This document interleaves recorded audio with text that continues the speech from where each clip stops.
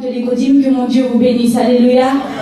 Aujourd'hui est un grand jour, une grande journée parce que nous célébrons la naissance de Jésus-Christ, alléluia, le sauveur de l'humanité.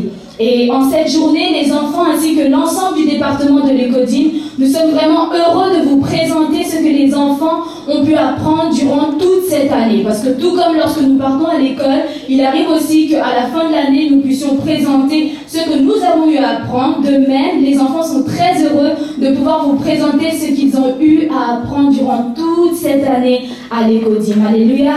Voilà pourquoi, sans plus tarder, nous allons accueillir les enfants qui vont faire leur entrée. Accueillons-les vraiment de manière à les soutenir. Alléluia.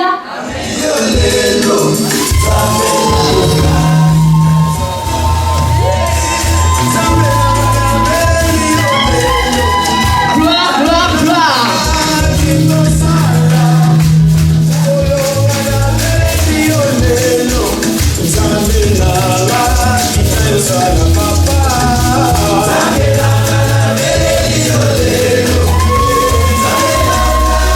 Que Dieu soit béni, que Dieu soit loué.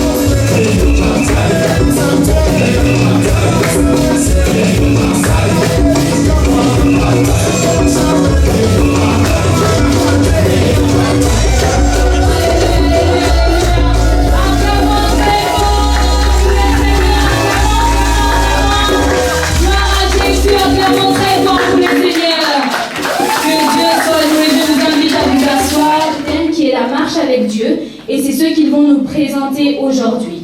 Voilà pourquoi, sans plus tarder, nous allons débuter avec notre premier frère qui va venir nous donner le résumé de l'histoire d'un homme qui a réellement marché avec Dieu. Alors que Dieu lui avait donné une instruction à cet homme, nous voyons que cet homme a réellement obéi à Dieu. Et c'est ce qui va nous être montré au travers de cette histoire. C'est l'histoire de Noé et elle va nous être présentée par le frère Bradley. Lorsqu'il s'approche, nous acclamons très fort pour le Seigneur. Acclamons pour encourager les enfants. Alléluia. Shalom, peuple de Dieu. Shalom. Je m'appelle Bradley. Je vais vous résumer l'histoire de Genèse 6, de 8 à 22. Un jour, Dieu appela Noé. Il lui dit, tu devras construire une arche de 15 mètres de haut, parce qu'il fera un déluge. Il devra prendre sa famille, toute espèce de mâle et femelle, sur cette arche. Noé était un homme intègre. Il l'a obéi, il l'a réalisé. Il a construit une arche de 15 mètres de haut. Le jour du déluge, des personnes se moquaient de lui. Et le moment où il y a eu le déluge, des personnes voulaient monter dans l'arche. Et puis Dieu ferma l'arche de la porte. Que Dieu vous bénisse. Amen. Amen. Acclamons très fort pour le Seigneur. Gloire à Jésus. Et à présent, nous allons appeler une sœur qui va nous donner cette fois-ci l'explication sur l'histoire de Noé pour que nous puissions réellement saisir ce que Dieu veut que nous puissions saisir de cette histoire. Alléluia. Voilà pourquoi, sans plus tarder, je vais appeler notre sœur Gloria sous vos acclamations. Alléluia. Gloire à Jésus.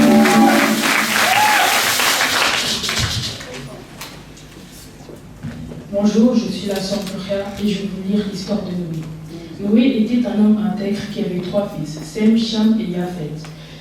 Dans la ville où il vivait, l'iniquité, le mal et le péché régnaient. Seul Noé et sa famille avaient trouvé grâce aux yeux de l'Éternel, car l'Éternel avait vu l'intégrité de Noé et sa marche. Dieu a demandé à Noé de construire une arche. Il lui dit de faire entrer dans l'arche tous les animaux mâles et femelles, et prendre sa famille, sa femme, ses fils et leurs femmes. Nous aussi, nous avons trouvé grâce aux yeux de l'Éternel d'être ici aujourd'hui. Noé a accepté et obéi à Dieu, même si les gens se moquaient de lui quand il construisait l'arche. Mais ses yeux étaient fixés à faire ce que le Seigneur lui avait demandé. Les gens sont là pour se moquer de nous, mais nous gardons nos yeux fixés vers l'Éternel. Les gens qui se moquaient de Noé sont morts à cause de leur iniquité et désobéissance. Après avoir désobéi à Dieu, Dieu a fermé les portes de l'arche et il y eut un déluge. Si je marche avec Dieu, je dois l'obéir, sinon il est capable de fermer toutes les portes de ma vie. Après viendra le déluge. Dieu, lorsqu'il parle, il exécute sa parole. Conclusion. Tous les enfants de Dieu qui marchent avec Dieu doivent avoir la crainte de Dieu, obéir à sa parole. Deutéronome 28:1. De ne pas aimer le monde. Romains 12:1-3. Mener une vie de sanctification, avoir de l'amour les uns envers les autres, car Dieu est amour. Abandonner la vie de péché. Apprendre aussi à pardonner. Matthieu 6:14-15. Si nous obéissons à tout cela, Dieu marchera avec nous comme il a marché avec Dieu. Avec nous, que Dieu vous bénisse. Amen. Gloire à Jésus. Alléluia. Gloire à Jésus. Et à présent, nous allons avoir le résumé de l'histoire d'un autre homme qui a également marché avec Dieu. Cet homme, nous le connaissons tous. Il s'agit de celui que nous appelons le Père des Nations, Abraham. Alléluia. Amen. Et cette histoire va nous être montrée pour également nous démontrer un autre homme qui a réellement marché avec Dieu. Tout comme Gloria nous l'a dit, Noé a été obéissant à Dieu. Et nous verrons également au travers de l'histoire d'Abraham que cet homme a été également obéissant à Dieu. Alléluia. Voilà pourquoi je vais appeler sous vos acclamations notre sœur Ruth qui va nous donner le résumé de l'histoire d'Abraham. Alléluia, acclamons très fort pour le Seigneur.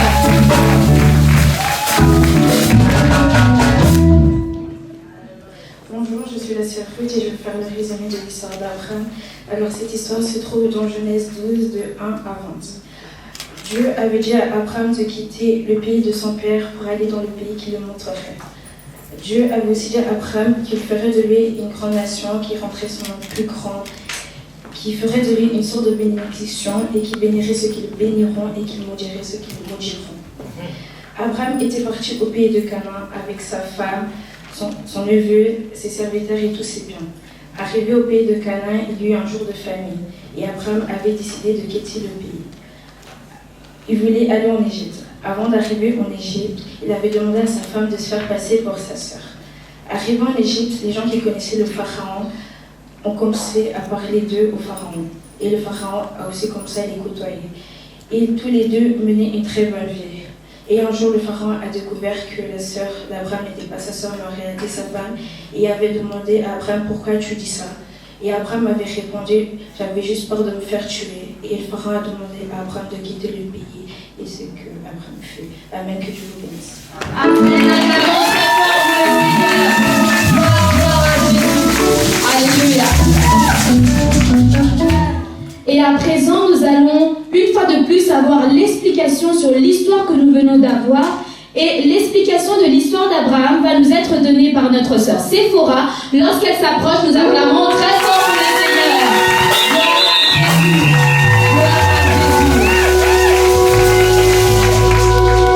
Bonjour, je suis la sœur Séphora et je vais faire le résumé de l'histoire d'Abraham. Abraham est la deuxième personne à avoir obéi à Dieu, selon les leçons que nous avons apprises à l'école. Ce verset nous parle d'Abraham. Le Seigneur se présenta devant Abraham et lui dit de sortir hors de sa patrie. En effet, Dieu lui dit de quitter sa patrie, c'est-à-dire la maison de son père, et Abraham a obéi. La personne qui veut marcher avec Dieu doit d'abord quitter les choses que l'on voit dans ce monde. C'est-à-dire, par exemple, la vie de péché et la désobéissance. Si tu n'as pas encore quitté, cela est impossible de marcher avec le Seigneur. Abraham était une personne qui avait obéi à Dieu. Abraham ne savait pas où il devait aller, mais il est parti car il voulait obéir à Dieu. Toute personne qui veut marcher avec Dieu doit lui montrer qu'il est avec lui. Dieu nous demande de l'obéir pour qu'il puisse marcher avec nous. En plus de cela, Dieu a donné des promesses à Abraham. Quelles sont ces 4 promesses? Je ferai de toi une grande nation, je rendrai ton nom grand, tu seras une source de bénédiction, je bénirai ceux qui te béniront et je maudirai ceux qui te maudiront. Voilà quelles étaient la parole du Seigneur. Abraham a obéi à Dieu en quittant sa patrie et Dieu marcha avec lui. Conclusion. Dieu veut marcher avec nous, mais ce qu'il nous demande en tant qu'enfant de Dieu, c'est de l'obéir, de quitter et de l'aimer de tout notre cœur. C'est alors que nous verrons nos vies changer comme il a changé la vie d'Abraham par rapport à ces 4 promesses que je viens de le dire. Amen, que Dieu vous bénisse. Amen. Gloire à Jésus. Alléluia. Comme il nous a été montré, que ce soit au travers de l'histoire de Noé ou celle d'Abraham, l'obéissance est importante dans la vie d'un enfant de Dieu qui veut marcher avec Dieu. Alléluia. Nous ne pouvons pas marcher avec Dieu ou dire que nous marchons avec Dieu si nous lui sommes désobéissants. Mais il nous faut obéir à sa parole, obéir à ses instructions, obéir à ce qu'il nous dit. Alléluia. Mais une personne qui marche avec Dieu ne doit pas simplement avoir l'obéissance. Alléluia. Mais il y a également d'autres principes qu'il faut suivre. Et ces autres principes, pour une personne qui marche avec Dieu, vont nous être présentés par notre frère Geoffrey, que j'appelle sous vos acclamations. Alléluia. Bonjour, je suis le frère Geoffrey. Je vais vous parler quels sont les principes pour une personne qui marche avec Dieu. 1. Connaître Dieu. 2. L'obéissance de sa parole. 3. Méditer et écouter la parole de Dieu. Josué 1, 8. 4. La prière. 5. La patience. 6. Servir Dieu. La marche avec Dieu, c'est marcher selon ses principes. Amen, que Dieu soit béni. Amen. Acclamons très fort pour le Seigneur. Gloire à Jésus. Alléluia. tel qu'il nous a été dit, une personne qui marche avec Dieu doit suivre des principes. Comme nous l'avons dit, il y a l'obéissance dans les principes. Mais Geoffrey nous a également dit qu'il y a le fait de servir Dieu, qu'il y a également le fait de méditer la parole de Dieu. Pourquoi méditer la parole de Dieu? Parce que Dieu se révèle à nous au travers de sa parole. Alléluia. Mais tu ne peux pas dire, moi je suis chrétien et je lis simplement la parole de Dieu, cela me suffit. Non. Il y a deux choses. La parole de Dieu va de pair avec une chose. Et cette chose, c'est la prière. Alléluia. Parce que si tu dis que moi, j'écoute simplement la parole de Dieu, moi, je lis simplement la parole de Dieu et cela me suffit, c'est faux. Tu es un chrétien à moitié vide. Tu es un chrétien à moitié vide. Mais pour que tu sois rempli totalement, il te faut la parole de Dieu et il te faut également la prière. Alléluia. Et la prière, qui est très importante également dans la vie des enfants de Dieu, va nous être présentée par notre sœur Azuria, que j'appelle sous vos acclamations. Nous acclamons très fort pour le Seigneur. Alléluia. Bonjour, je m'appelle Azuria et je vais vous parler de la prière. Toute personne qui marche avec Dieu doit aimer la prière pour avoir une vie de prière. Qu'est-ce que la prière? Un moment d'intimité avec Dieu, c'est dialoguer avec Dieu de manière seule à seule avec Dieu. La marche avec Dieu. Ce qui fait dans la prière. Jésus lui-même priait tout le matin avant de commencer sa journée. Marc 1,35. C'est bien aussi pour nous, enfants de Dieu, de commencer notre journée dans la prière. Alors que l'ennemi, le diable, est venu tenter, il n'a pas réussi sa mission car il a vu en Jésus la prière. Celui qui ne prie pas tombera dans la tentation. La marche avec Dieu, c'est aimer la prière. Amen. Que Dieu. Alléluia, acclamons très fort pour le Seigneur. Gloire à Jésus. Que le Seigneur soit loué. La prière est importante dans la vie de tout enfant de Dieu. Comme il nous a été dit, c'est notre moyen de dialoguer avec Dieu. Nous ne pouvons pas dire que nous marchons avec une personne, mais nous ne dialoguons pas avec cette personne. C'est-à-dire que nous ne chercherons même pas à connaître cette personne. Mais il nous faut prier. Parce que lorsque tu rentres dans la prière, tu développes ton intimité avec Dieu. Alléluia. Et la prière est importante au point où les disciples avaient demandé à Jésus, apprends-nous comment prier. Alléluia. Et nous voyons que Dieu, dans sa parole, leur montre un modèle de prière. Ce que le Seigneur avait su montrer aux disciples en ce temps-là, la prière de notre Père, était un modèle de prière que nous, aujourd'hui également, nous suivons. Alléluia. Et c'est ce que nos sœurs Séphora et Ruth vont nous présenter, la prière de notre Père. Lorsqu'elle s'approche, nous acclamons très fort pour le Seigneur. Acclamons très fort pour le Seigneur, encourageons les enfants. Alléluia. À l'œuvre de Dieu, nous allons parler de la prière de notre Père. La prière de notre Père est un modèle de prière que Jésus avait donné aux disciples, car ils avaient demandé à Jésus de leur montrer comment prier. Cela se trouve dans le livre de Matthieu 6, 9 à 13. Les étapes de la prière. Contempler Dieu par rapport à ce qu'il est. On adore Dieu par ce qu'il est. Par exemple, Dieu est le Créateur, Jéhovah Rapha. Remercier Dieu par rapport au souffle de vie, à la santé et à la famille. Demander pardon à Dieu par rapport à nos péchés. Psaume 51, 1 à 13. 4. Demander la purification par le sang de Jésus, 1 Jean 1, 9. 5. Demander d'être rempli par la présence du Saint-Esprit, Jean 16, 7. 6. Prendre autorité sur tout esprit contraire à Dieu, Luc 10, 19. Frères et sœurs, aimons la prière. Amen, que Dieu vous bénisse. Amen, acclamons très fort pour le Seigneur. Que Dieu soit loué. Alléluia. Et si nous nous rappelons dans les principes qui nous a été présentés, dans les principes qui nous ont été présentés, on a parlé de l'obéissance. Alléluia. Lorsque nous disons l'obéissance, c'est l'obéissance à la parole de Dieu. Et dans sa parole, Dieu donne une parole spécifique pour les enfants. Alléluia. Et c'est ce qui va nous être présenté. Mais j'aimerais dire ceci, que cette parole qui va être présentée, parce que même Dieu dans sa parole, il dit « Enfants, obéissez à vos parents ». Mais lorsque nous disons « enfants », ce n'est pas simplement les enfants que nous voyons ici, alléluia, mais également moi qui suis jeune et tous les jeunes ici présents, nous sommes enfants dans la maison de nos parents, alléluia. Voilà pourquoi cette parole concerne ces enfants qui vont le présenter, mais également nous les parce que nous sommes enfants dans la maison de nos parents. Alléluia. Voilà pourquoi nous allons accueillir notre sœur Eliora qui va nous en parler. Lorsqu'elle s'approche, nous acclamons très fort pour le Seigneur. Acclamons pendant croiser les enfants. Alléluia.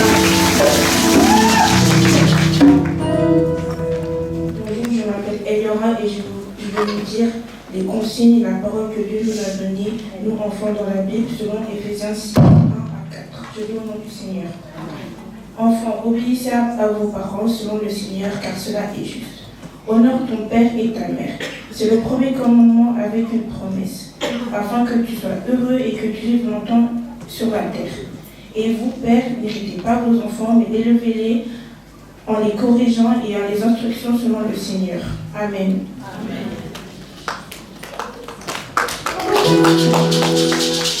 Si je veux marcher avec Dieu, je dois obéir à sa parole.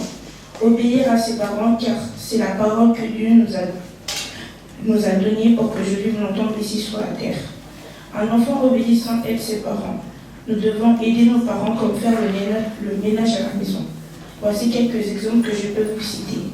Faire la vaisselle, arranger mon lit, la maison, ma chambre ou encore mes habits. Je dois les écouter lorsqu'ils me parlent et ne surtout pas crier sur eux, car cela n'est pas bien. Je dois avoir du respect envers mes parents. Cessons d'être constamment sur nos téléphones et prenons du temps pour les aider. Notre comportement doit montrer que nous sommes vraiment des enfants de Dieu. En accomplissant toutes ces choses, le Seigneur nous bénira et ainsi nous vivrons longtemps ici sur terre. Merci, que Dieu vous bénisse. Amen. Gloire à Jésus. Et à présent, toujours dans la continuité de ce même verset Éphésiens 6, 1 à 4, nous allons appeler notre frère Kylian qui va également encore nous parler de cela. Lorsqu'il s'approche, nous acclamons très fort pour le Seigneur. Alléluia. Bonjour, je suis frère Kylian et je vais vous lire le verset Éphésiens 6 de 1 à 4. Un enfant obéissant reçoit des cadeaux de la part de ses parents et il est aussi félicité par eux. Il fait la fierté de Dieu, ainsi de cela il fait la fierté de ses parents. Cependant, un enfant qui ne marche pas en étant obéissant en trouve en cet enfant qu'il est rebelle envers ses parents, qu'il est têtu envers ses parents, qu'il ne dit jamais la vérité, ce qui veut dire qu'il est menteur, qu'il vole et en plus de cela, il a un mauvais comportement. Si un enfant a cette attitude, cela signifie que Dieu ne peut pas marcher avec lui. Ce que le Seigneur attend de nous, les enfants, est que nous écoutions toutes leurs instructions de nos parents, que nous les honorons. Comme la Bible nous dit, honore ton père et ta mère. Ce message s'adresse maintenant aux parents. N'irritez pas vos enfants, crier n'arrange pas les problèmes, mais élevez-les.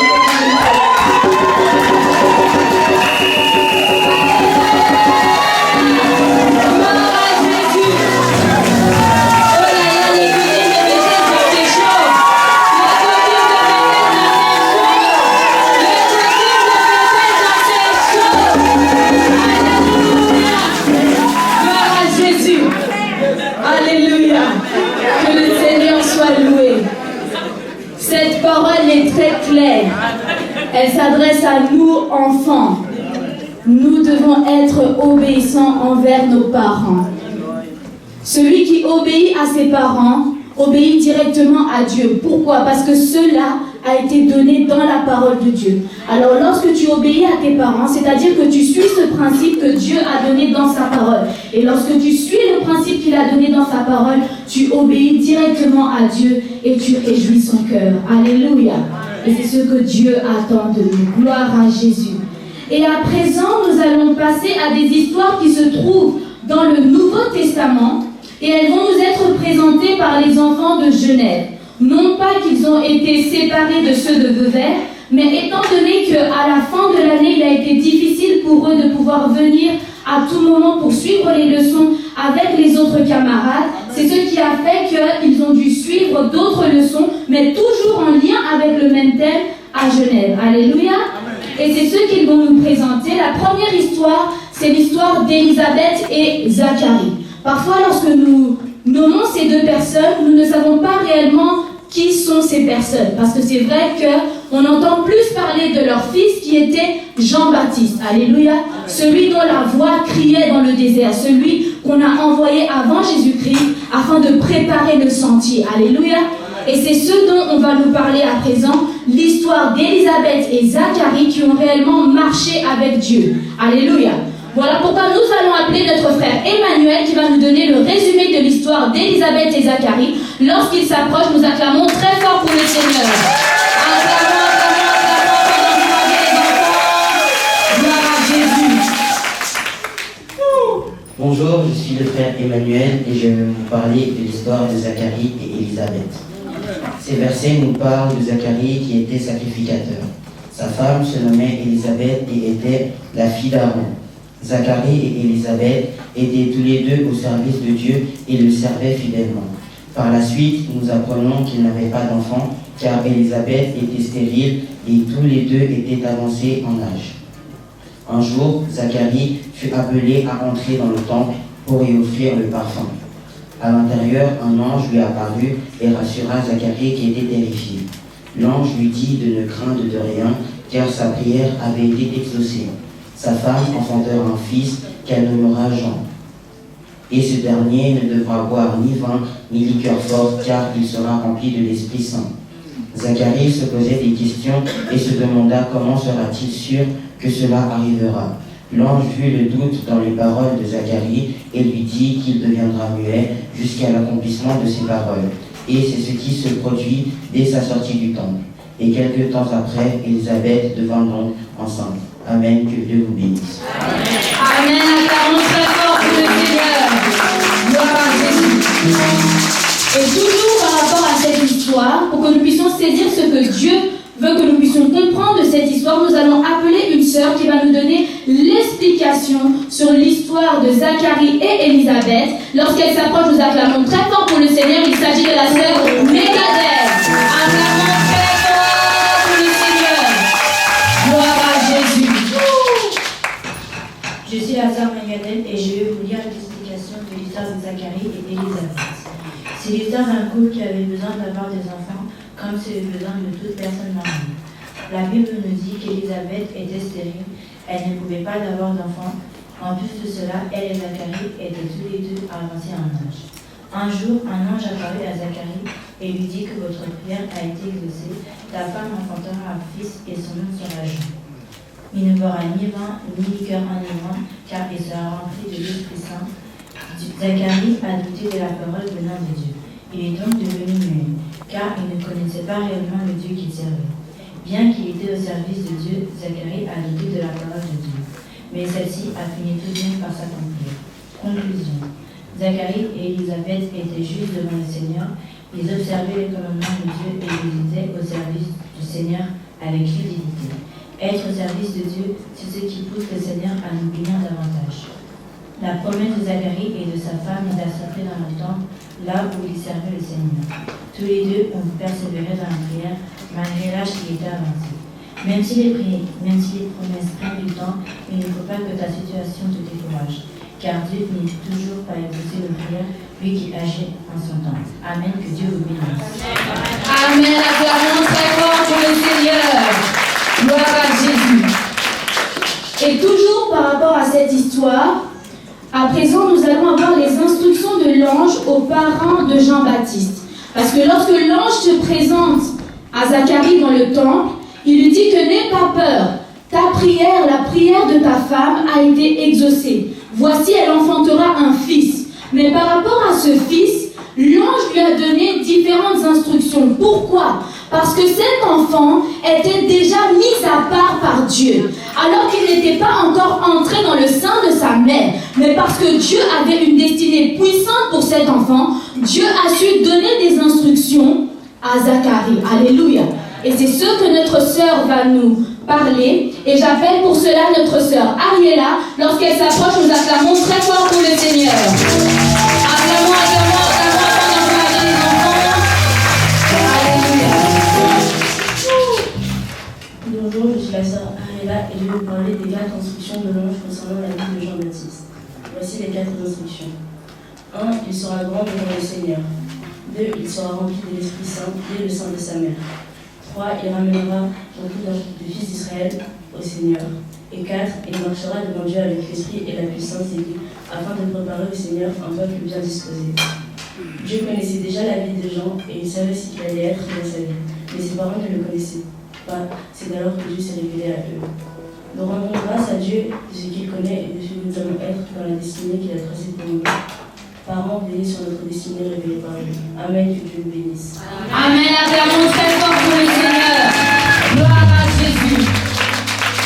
Et à présent, ça tombe bien parce que nous parlons de naissance. Alléluia. Nous avons parlé de la naissance de Jean-Baptiste et à présent nous allons parler d'une personne que nous connaissons tous. Il s'agit de Marie, la mère de Jésus-Christ notre Sauveur. Alléluia. Et cette histoire va nous être présentée parce qu'elle est quelque peu similaire à celle d'Élisabeth et Zacharie, mais sur un point elle diffère. Et c'est ce qui va nous être montré. Et pour cela, j'appelle notre frère Exaucé, qui va nous donner non seulement le résumé, mais également l'explication de l'histoire de Marie. Lorsqu'il s'approche, nous acclamons très fort pour le Seigneur. Acclamons, acclamons, acclamons, acclamons. Acclamons le Seigneur afin d'encourager les enfants. Alléluia.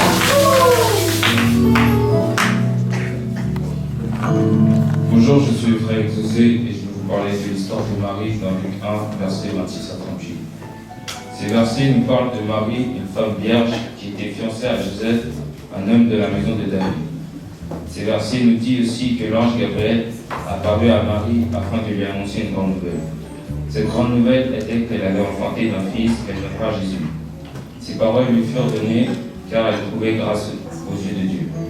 Plusieurs instructions lui furent aussi données concernant l'enfant qu'elle enfantera. Il sera grand et sera appelé Fils du Très-Haut. Le Seigneur lui donnera le trône de David son père, et il régnera sur la maison de Jacob, et son règne n'aura point de fin. Suite aux paroles, Marie fut troublée. Cependant, l'ange le rassura en parlant d'Élisabeth, sa parente, qui malgré son âge avancé, elle enfantera aussi d'un fils d'un très peu de temps. Marie et Élisabeth étaient toutes deux parentes, mais chacune avait trouvé une grâce différente auprès de Dieu. Amen. La grâce d'Élisabeth fut trouvée lorsqu'elle était au service de Dieu, mais celle de Marie était différente parce qu'elle devait porter le puissant sauveur du nom de Jésus-Christ. Marie était étonnée quant à cette nouvelle, elle demanda à l'ange, « Comment cela se fera-t-il, car je ne connais pas d'homme ?» En effet, Marie, qui était fiancée à Joseph, était vierge. L'ange lui dit encore que l'enfant qu'elle portera sera appelé Fils de Dieu. Et Marie prononça les paroles suivantes, « Qu'il me soit fait selon ta parole. » Et l'ange la quitta. En conclusion, ce que nous devons savoir, c'est que Dieu fait grâce à qui il veut. Et si nous voulons avoir la grâce de Dieu dans nos vies, marchons avec lui. Amen. Que Dieu vous bénisse. Amen. Gloire à Jésus. Que le Seigneur soit loué. Et à présent, je ne vais pas donner de commentaires sur ces versets qui ont été donnés. Alléluia. Parce que cela va nous être présenté par une sœur qui va nous donner l'explication sur l'histoire de Zacharie, sur l'histoire d'Élisabeth ainsi que celle de Marie. Alléluia. Lorsqu'elle s'approche, nous acclamons très fort pour le Seigneur. Il s'agit de la sœur Soraya. Lorsqu'elle s'approche, nous acclamons très fort pour le Seigneur.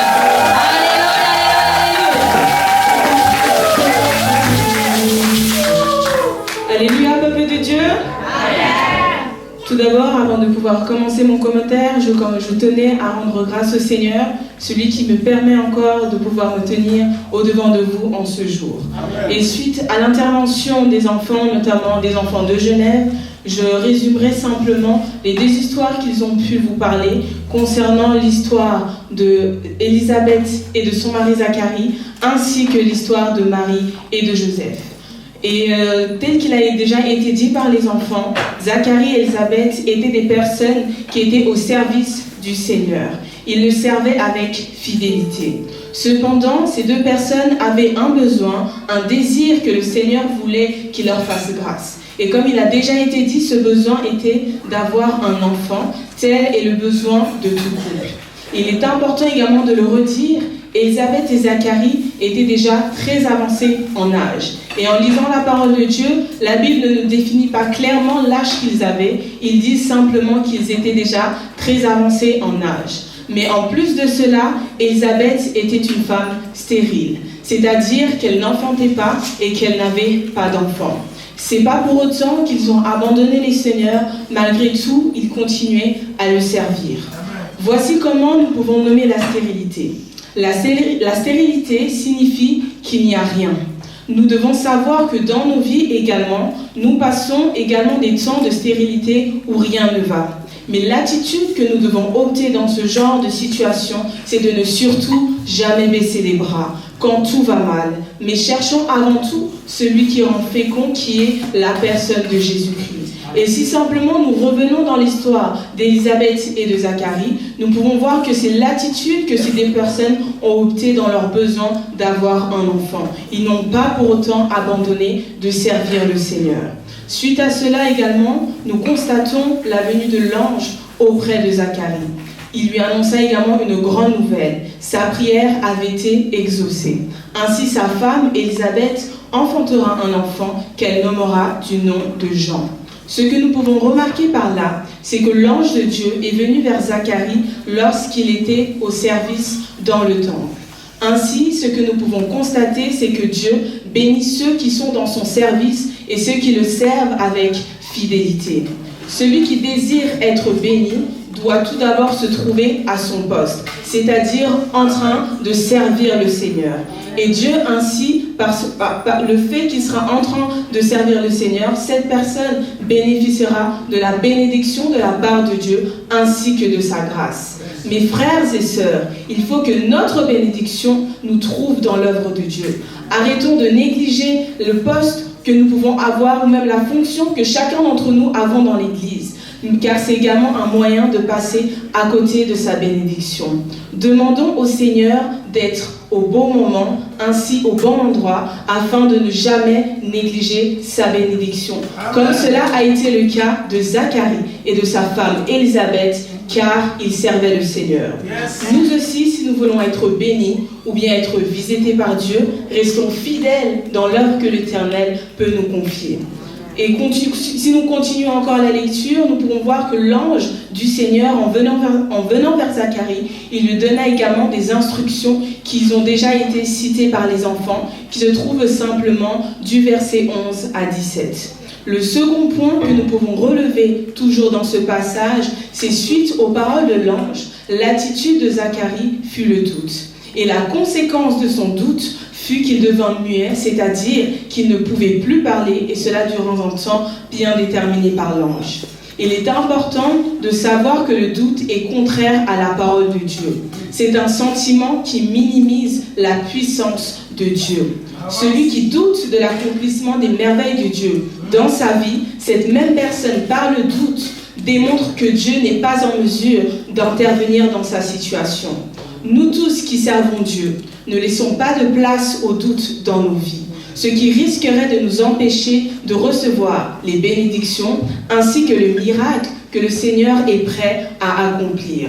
Ce n'est pas bon pour un chrétien de douter parce que cela ne vient pas de Dieu. Nous pouvons voir comment Zacharie a douté de la parole de Dieu. C'est ce qu'il fit, qu'il devient muet jusqu'à l'accomplissement également de la parole de Dieu, de sa promesse. Sachons que Dieu est capable de tout.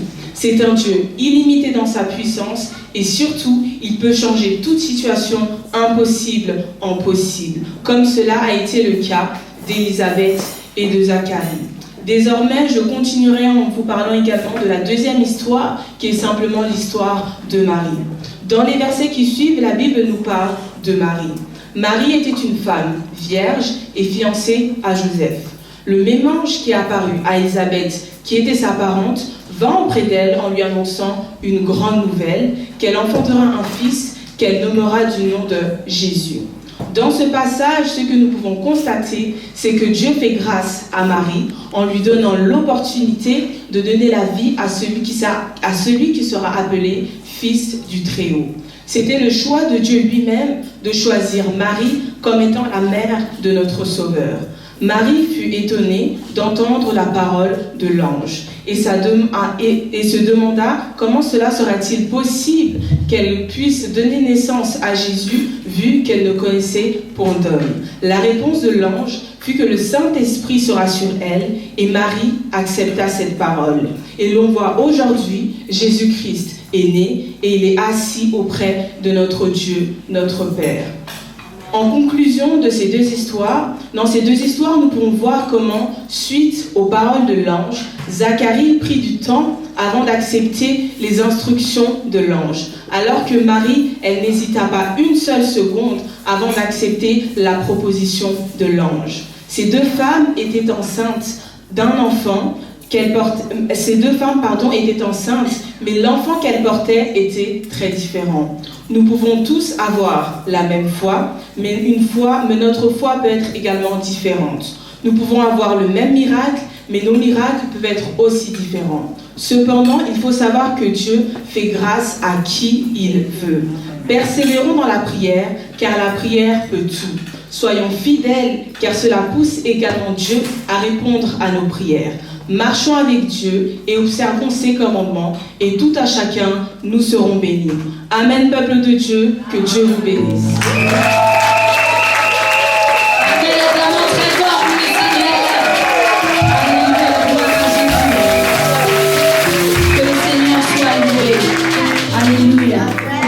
Gloire à Jésus.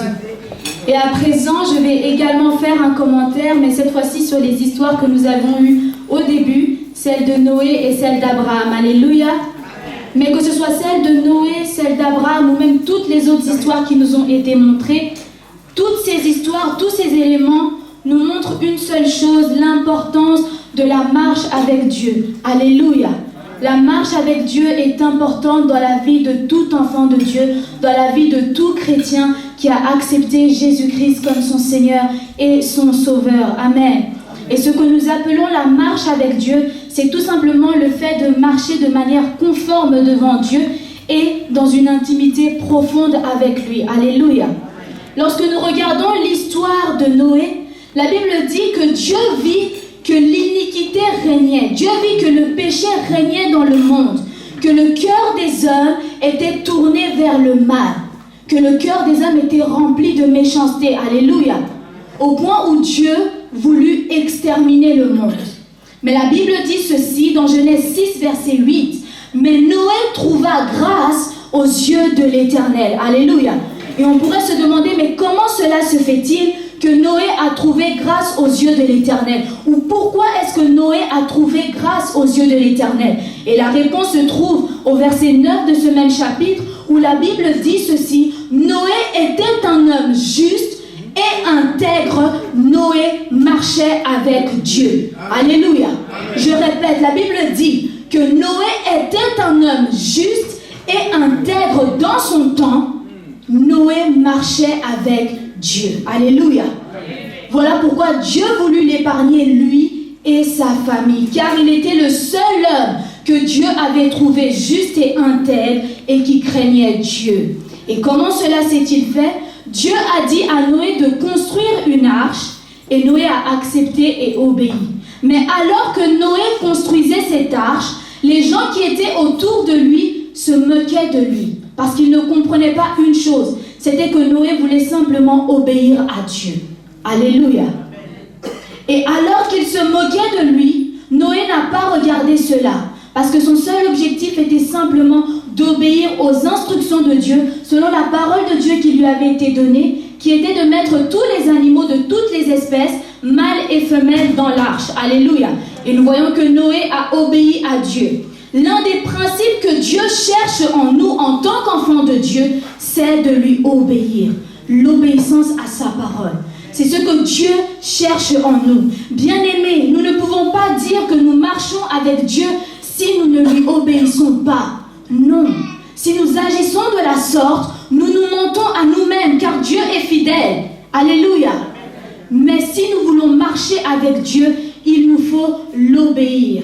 Celui qui marche avec Dieu doit avoir la crainte de Dieu et la fidélité à Dieu. C'est-à-dire que lorsque tu acceptes Jésus-Christ dans ta vie comme ton Seigneur et ton Sauveur, tu fais alliance avec Dieu, tu fais alliance avec Jésus-Christ. Et lorsque tu fais alliance avec Dieu, ta vie ne t'appartient plus. Alléluia.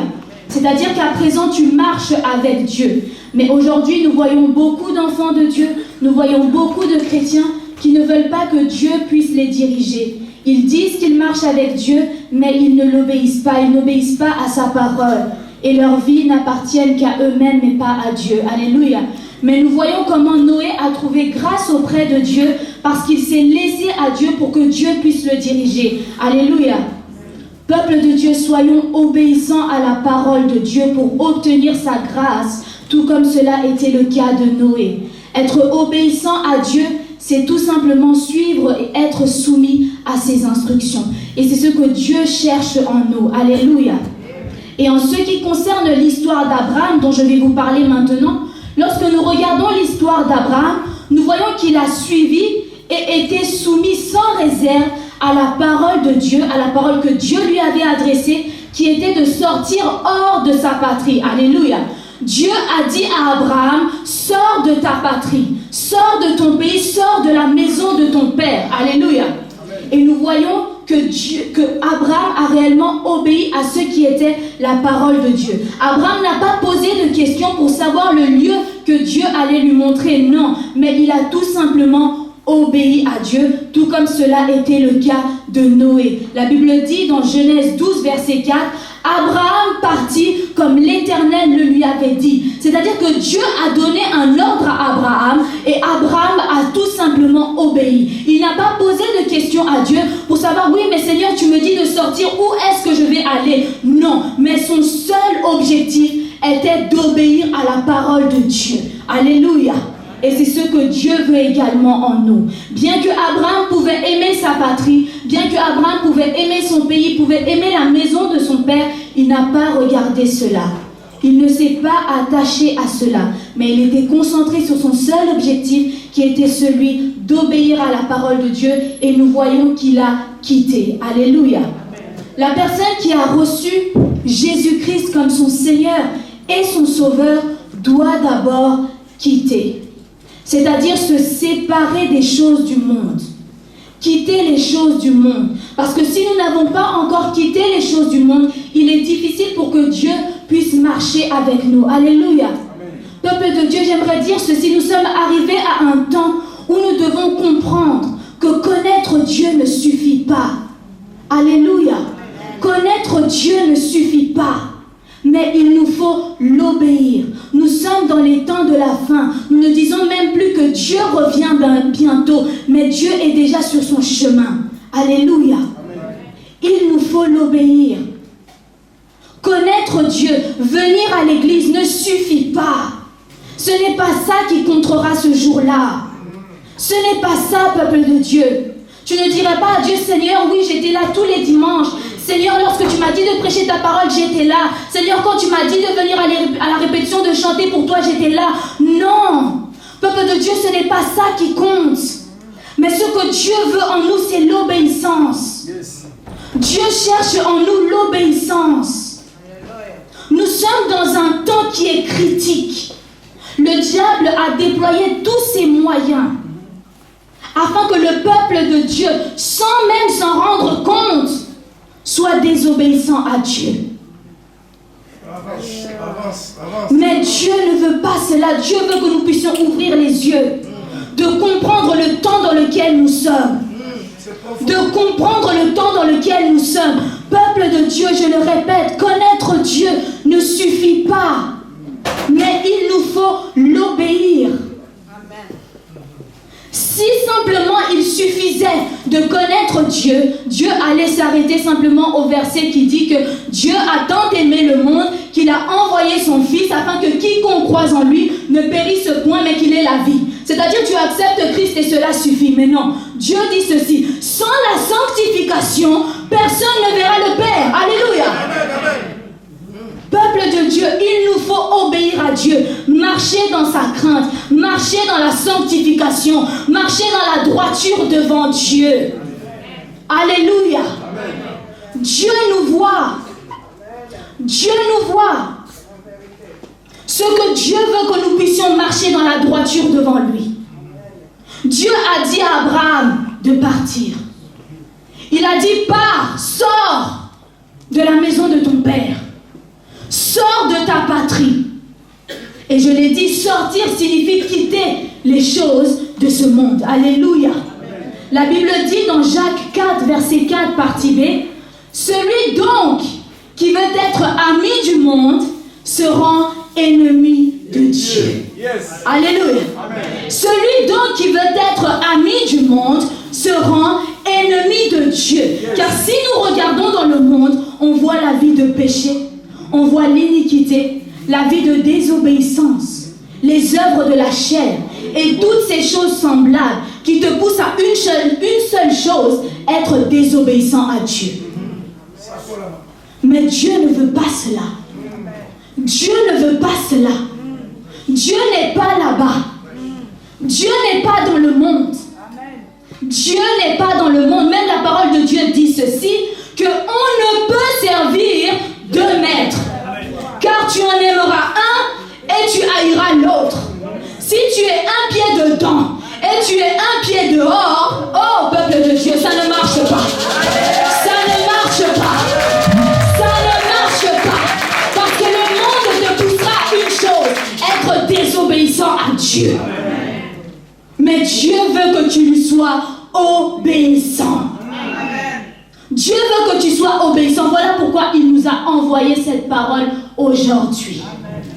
Si Dieu a envoyé cette parole encore aujourd'hui, c'est parce qu'il nous aime. Dieu est amour, peuple de Dieu. Dieu est tellement amour que son seul désir est que nous puissions restructurer nos marches. Dieu est amour, il nous aime, son seul désir que nous puissions restructurer nos marches. Là où c'était penché, que cela redevienne droit. Parce que notre Dieu est saint. Notre Dieu est saint. Ce qu'il veut, que nous puissions marcher dans l'obéissance de sa parole. Alléluia. Pour nous, enfants de Dieu, qui marchons avec Dieu, nos yeux doivent être tournés vers Dieu et non pas vers le monde. On voit lorsque Dieu a parlé à Abraham, il lui a dit ceci. Quand tu as obéi à ma parole, quand tu as accepté et tu as obéi, voilà ce que tu deviendras. Dieu lui a dit premièrement, je ferai de toi une grande nation. Je rendrai ton nom grand. Et troisièmement, Dieu lui a dit, tu seras une source de bénédiction. Alléluia. Et quatrièmement, Dieu lui dit, je bénirai ceux qui te béniront et je maudirai ceux qui te maudiront. Le cœur de Dieu était dans la joie. Mais pourquoi est-ce que le cœur de Dieu était dans la joie pour déclarer ces paroles? Pour une seule chose, parce que Dieu avait vu la marche d'Abraham. La marche d'Abraham, c'est ce qui a poussé Dieu à parler de la sorte. La marche d'Abraham, c'est ce qui a poussé Dieu à parler de la sorte. C'est-à-dire que la marche d'Abraham a provoqué, même là où Dieu n'allait pas parler, ça a provoqué Dieu à dire que non, cet enfant marche devant moi comme il faut. Je dois déclarer. Je dois déclarer. Je dois déclarer parce que Dieu avait vu la marche d'Abraham. Que ta marche provoque aussi ta bénédiction. Que ta marche provoque ta bénédiction. Peut-être que tu t'attends à la bénédiction de Dieu, mais Dieu dit restructure ta marche. Que ta marche puisse provoquer ta bénédiction. Parce que tant que tu n'as pas restructuré, ça ne peut pas venir. Même Papa Donna a dit ici que gardons notre alliance. Oui, c'est une année de bénédiction, mais gardons notre alliance. Amen. Marche de manière correcte devant Dieu. Alléluia. Le cœur de Dieu était dans la joie pour la marche d'Abraham. Si nous marchons dans l'obéissance de la parole de Dieu, nous réjouirons le cœur de Dieu. Nous bénéficierons également de sa bénédiction, de sa protection et de sa sécurité. Alléluia. En tant qu'enfants de Dieu, si nous voulons que Dieu puisse marcher avec nous, comme cela est le thème de notre année, la marche avec Dieu, faisons ce qui plaît à Dieu. Amen. Quittons nos vieilles habitudes. Amen. Quittons notre être passé. Sépare-toi totalement. Amen. Dieu veut que nous puissions naître de nouveau, que nous puissions marcher de manière conforme à sa parole, que nous puissions marcher de manière correcte devant lui, en faisant des choses pour plaire à Dieu et non pas pour plaire aux gens. Si nous regardons même Noé, Noé aurait pu également s'attarder à ce que les gens autour de lui disaient. Mais Noé ne l'a pas fait. Son seul objectif, c'était d'obéir à Dieu, parce qu'il savait qu'en obéissant à Dieu, celui qui allait plaire, c'est Dieu. Alléluia. Et comme la Bible dit dans Amos 3, verset 3, « Deux hommes peuvent-ils marcher ensemble s'ils ne se sont pas mis d'accord ?» La réponse est non. La réponse est non. Voilà pourquoi nous devons marcher dans l'obéissance et la crainte de la parole de Dieu. Peuple de Dieu, prions à ce que le Saint-Esprit nous aide à marcher dans la sanctification, dans la sainteté, dans la droiture devant Dieu, dans l'obéissance et la crainte de sa parole, dans la droiture devant lui, parce que c'est ce que Dieu attend de nous. Alléluia. Et j'aimerais dire quelque chose encore. Si nous regardons, le thème de cette année a été donné, et c'était la marche avec Dieu. Mais que cela ne s'arrête pas à cette année, parce que ce n'est pas un thème juste pour une année, mais c'est un thème pour toute une vie, jusqu'à ton dernier jour. Alléluia. Tu dois t'accrocher à ce thème jusqu'à ton dernier jour, parce que notre seul objectif, c'est là-haut. Pas ici, mais c'est là-haut. Alors cultivons ce qu'il faut sur cette terre, selon la parole de Dieu, afin que là-haut, ce jour-là, Dieu puisse dire, tu es couronné dans la gloire de ton Maître. Alléluia. Voilà pourquoi, peuple de Dieu, marchons dans l'obéissance de la parole de Dieu. Car celui qui obéit à la parole de Dieu, Dieu marche avec lui et sa vie sera toujours en sécurité. Alléluia. Acclamons très fort pour la parole de Dieu. Que Dieu soit béni. Alléluia. Gloire à Jésus.